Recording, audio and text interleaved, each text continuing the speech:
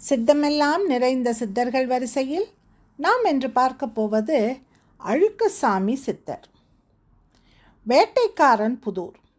சுமார் 80 ஆண்டுகளாக இப்பகுதியில் உலவியவர் இவர். இவரது தோற்றத்தையோ உருவத்தையோ வைத்து இவருக்கு இப்பெயர் வழங்கப்பட்டிருக்கலாம் என்று சொல்லப்படுகிறது.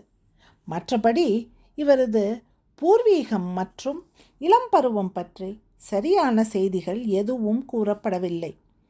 இளம் பருவத்திலேயே குடும்பத்தை விட்டு வெளியேறியதாக கேள்வி.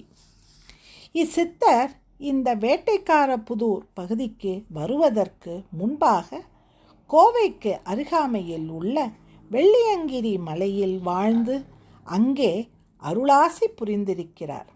சித்துக்கள் பல கைவரப்பெற்றவர் இவர். அதன் பின்னர் கோவைக்கு வந்து சில காலம் கழித்து நிரந்தரமாகவே வேட்டைக்காரன் புதூருக்கு வந்து சேர்ந்திருக்கிறார். ஒரு சமயம் அங்கே கந்தசாமி கவுண்டர் என்பவர் வீட்டில் இருந்தபோது இச்சித்தர் புராண நூல் ஒன்றை படித்து கொண்டிருக்கையில் விளக்கில் இருந்த எண்ணெய் குறைந்தது. இதனை கண்ட கந்தசாமி கவுண்டர் அங்கிருந்தோரிடம் எண்ணெய் எடுத்து கொண்டு வரும்படி சொல்லியிருக்கிறார்.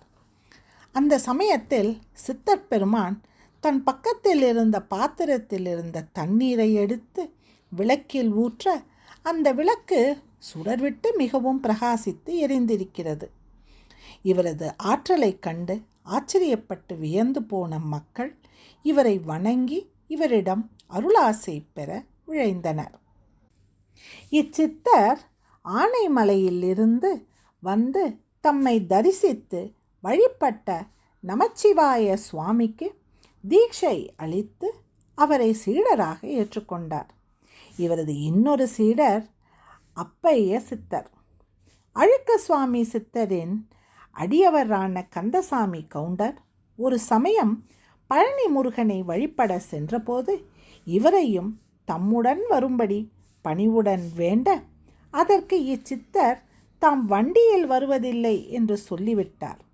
கவுண்டர் தம் மனைவியுடன் பழனிக்கு போய் சத்திரத்திற்குள் நுழைந்தபோது அங்கே சித்தர் பெருமான் நின்றிருப்பதை கண்டு அதிசயத்து போயிருக்கின்றனர்.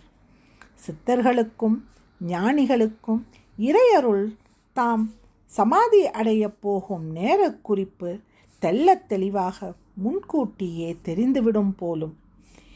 இறைமாண்பின் இரகசியம் இது.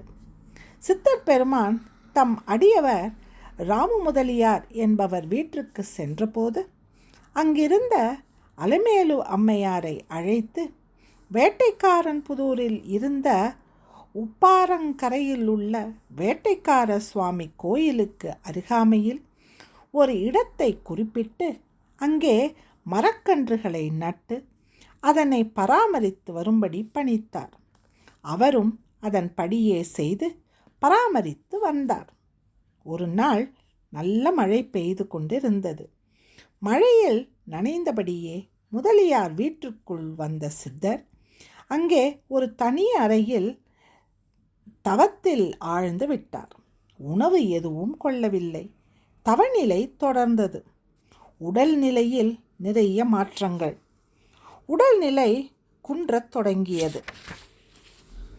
அழுக்கசாமி சித்தர் முதலியார் குடும்பத்தை அழைத்து தாம் சமாதி அடைந்த பின்னர் உப்பாரங்கரையில் அலமேலு அம்மையாரை பராமரித்து வரும் இடத்தில் தம்மை அடக்கம் செய்யும்படி கூறினார்.